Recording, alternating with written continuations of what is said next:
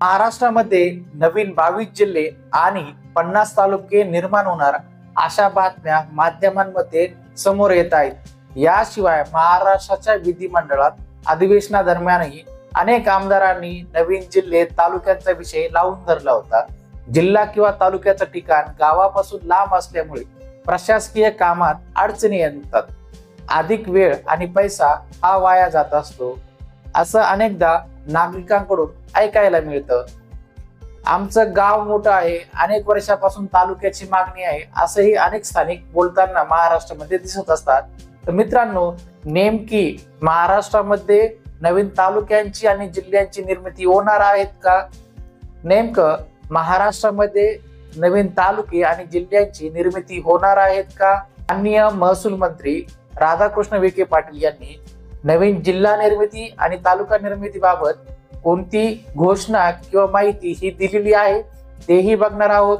नेमके किती आणि कोणते तालुक्याची निर्मिती ही महाराष्ट्रात होणार आहे याच विषयाची सविस्तर माहिती आज आपण घेणार आहोत। नमस्कार, मी राहुल कदम आपल्या सर्वांचं माहिती असायलाच हवी या युट्यूब चॅनल वरती सहर्ष स्वागत करीत आहे। तर चला मित्रांनो, सुरू करूया आजचा हा व्हिडिओ। महाराष्ट्रामध्ये नवीन तालुक्यांची निर्मिती होणार आहेत का?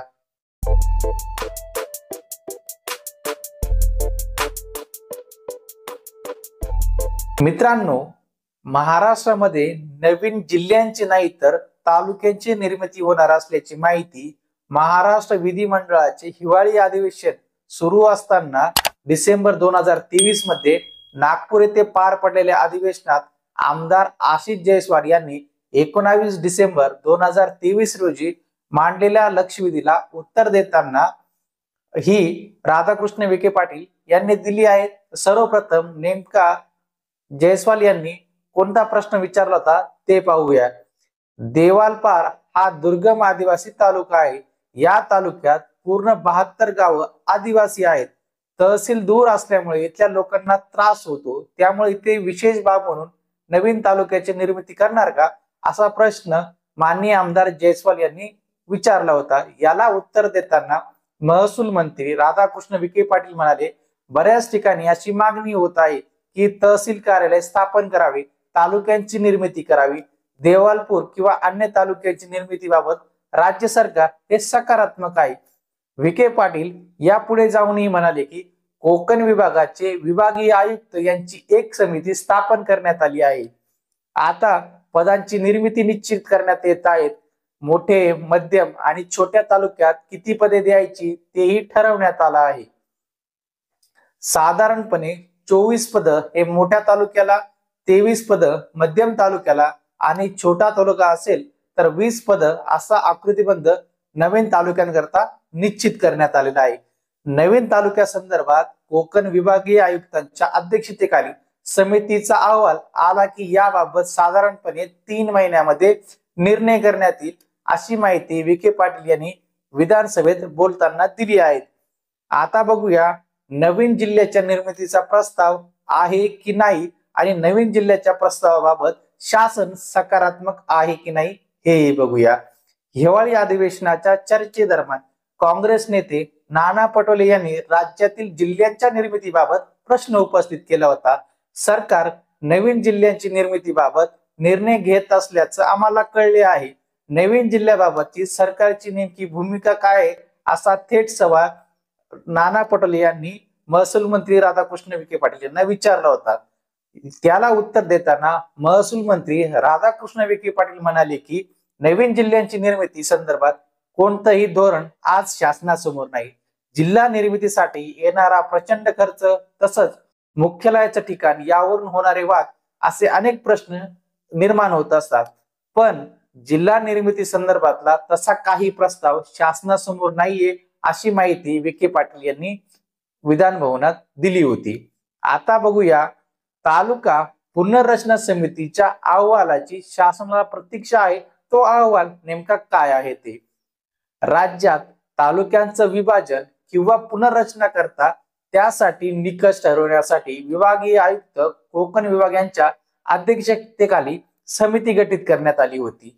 या समितीचा अहवाल 6 मार्च 2023 रोजी शासनाकडे सादर केला, पण महसूल विभागाअंतर्गत येणाऱ्या सेवांचं संगणकीकरण झालेले असल्यामुळे समितीने केलेल्या शिफारशी आजच्या परिस्थितीत लागू पडतील असं नाही, असं सरकारचं स्पष्ट मत होतं. त्यानंतर 2 मार्च 2023च्या शासन निर्णयान्वये तालुक्यांच्या विभाजनासंदर्भात नव्याने निकष ठरवण्यासाठी तालुका पुनर्रचना समिती स्थापन करण्यात आली. या समितीला अहवाल सादर करण्यास दिनांक 31 ऑक्टोबर 2023 पर्यंत मुदतवाढ देण्यात आली होती, पण अद्याप समितीचा अहवाल शासनाला मिळालेला नाही. महिनाभरात तो मिळेल असं महसूल मंत्र्यांनी डिसेंबर 2023च्या हिवाळी अधिवेशनादरम्यान सांगितलं होतं. या समितीचा अहवाल प्राप्त झाल्यानंतर राज्य सरकार त्यातील तालुका निर्मितीबाबत शिफारशी किंवा निकष स्वीकारतं.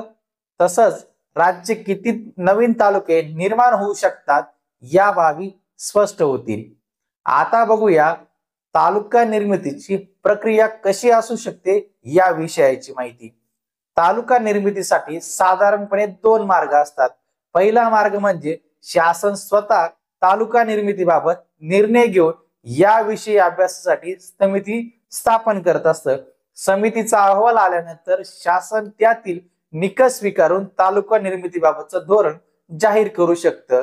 तर दुसरा म्हणजे तालुक्याच्या निर्मितीसाठी जिल्हाधिकारी शासनाकडे तालुका निर्मितीबाबतचा प्रस्ताव पाठवू शकतात आणि मग शासन त्यावर निर्णय घेऊ शकतं आणि पुढील प्रक्रिया ही पार पाडली जाते. म्हणजेच मित्रांनो 2 पर्याय असतात तालुका नवीन निर्मितीबाबत. एक तर शासन ठरवू शकतं किंवा एखाद्या जिल्ह्यातील जिल्हाधिकारी त्यांच्या अंतर्गत येत असलेल्या तालुक्याबाबत विभाजनाचा निर्णय घेऊ शकतात. तर आपण आता पुढे बघूया याची प्रक्रिया नेमकी कशा पद्धतीने पार पडत असते. सामान्यपणे एकदा का तालुका विभाजनाचा निर्णय झाला की जिल्हाधिकाऱ्यांच्या स्तरावर त्याबाबतचे प्रारूप किंवा आराखडा हा प्रसिद्ध केला जातो. त्यावर जिल्ह्यातील लोकांची हरकती मागवल्या जातात. साधारणपणे 2 ते 3 महिने हरकती या नोंदवल्या जातात. मग त्याचा अहवाल शासनाकडे पाठवला जातो. त्यानंतर शासन स्तरावरती विभाजनासंदर्भातचा पुढचा निर्णय हा घेतला जात असतो. आता बघूया तालुका विभाजनासाठी काही निकष असतात का तेही बघूया. जसं की किती लोकसंख्येचा तालुका असेल, त्याचं क्षेत्रफळ किती असेल, जास्तीत जास्त किंवा कमीत कमी किती अंतरावरती असेल, त्या तालुक्यातील लोकांची मानवी विकास निर्देशांक काय असेल, हे निकष पाहून तालुका विभाजनाचा निर्णय घेतला जात असतो. हे बघितलं आपण तालुका निर्मितीबाबतचं. आता ज्यावेळेस एखादा तालुका नव्याने निर्मित होत असतो त्यावेळेस त्या तालुक्यासमोर आणि प्रशासनासमोर कोणकोणती आव्हानं असतात ते. नवीन तालुक्याची निर्मिती करणं ही एक मोठी आणि आर्थिक आणि प्रशासकीय प्रक्रिया असते. यासाठी मोठ्या प्रमाणावर खर्च हा करावा लागतो. त्यामुळे सरकारच्या तिजोरीवर आर्थिक भार पडतो. तालुका निर्माण करायचा म्हटल्यास की खर्चही एक होत असतो आणि मोठा खर्च हा सरकारला करावा लागत असतो. नवीन तालुक्याच्या ठिकाणी तहसीलदार, गट विकास अधिकारी, तालुका स्तरावरील सर्व प्रशासकीय विभागांची कार्यालय स्थापन करावी लागतात. त्यासाठी जागा शोधावी लागते. कार्यालय स्थापन केलं की तिथं कर्मचाऱ्यांचीही नियुक्ती करावी लागते. त्यासाठी पायाभूत सुविधाही निर्माण कराव्या लागत असतात. वाहनांची तजवीज ही करावी लागत असते. या प्रक्रियेला मोठा खर्च शासनाला करावा लागत असतो. नवीन महसुली कार्यालयासाठी समिती स्थापन करण्यात येत असते. महसुली कार्यालयांच्या कार्यक्षेत्रात फेरबदल करणं किंवा नवीन कार्यालय निर्माण करणं याबाबत शिफारशी करण्यासाठी राज्य शासन निवृत्त सनदी अधिकारी उमाकांत दांगट यांच्या अध्यक्षतेखाली 25 ऑक्टोबर 2023 रोजी अभ्यास समिती ही स्थापन केली आहे. या समिती स्थापन केल्यानंतर 90 दिवसाच्या आत अहवाल शासनाकडे देण्यास सांगण्यात आलेला आहे. महसूल विभागाअंतर्गत स्थानिक पातळीवर स्वतंत्र कार्यालय निर्मिती करणं, त्यासाठी आवश्यक पद निर्मिती, आवर्ती अनावर्ती खर्चाचा तपशील या बाबीसह समिती शासनाकडे शिफारस करेल. सध्या या समितीचं कामकाज महाराष्ट्रभर चालू आहे. प्रत्येक मोठे तालुके असतील किंवा दुर्गम भागातील तालुके असतील यांचं विभाजन करण्याबाबतचा अभ्यास ही समिती करत आहे. तर मित्रांनो, आपण आजच्या व्हिडिओमध्ये समजून घेतला आहे की तालुका जर एखादा निर्माण करायचा असेल तर त्याकरता कशा पद्धतीने कारवाई केली जात असते, त्यासाठी लागणारं मनुष्यबळ आणि जी इतर कार्यालय आहे त्याकरता प्रशासन कशा पद्धतीने कारवाई आणि खर्च करतं याविषयी सविस्तर माहिती जाणून घेण्याचा प्रयत्न आज आपण या व्हिडिओमध्ये केला आहे.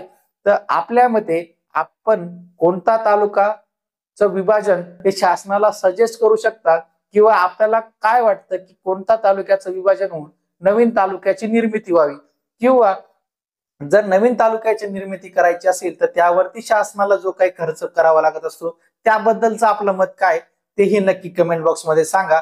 आपण माहिती असायलाच हवी या युट्यूब चॅनलवर जर पहिल्यांदा आला असाल तर हा युट्यूब चॅनल नक्की सबस्क्राईब करा. आमच्या व्हॉट्सअप आणि टेलिग्राम ग्रुपही नक्की जॉईन करा, ज्याची लिंक आपल्याला या व्हिडिओच्या डिस्क्रिप्शन बॉक्स मध्ये देण्यात आलेली आहे.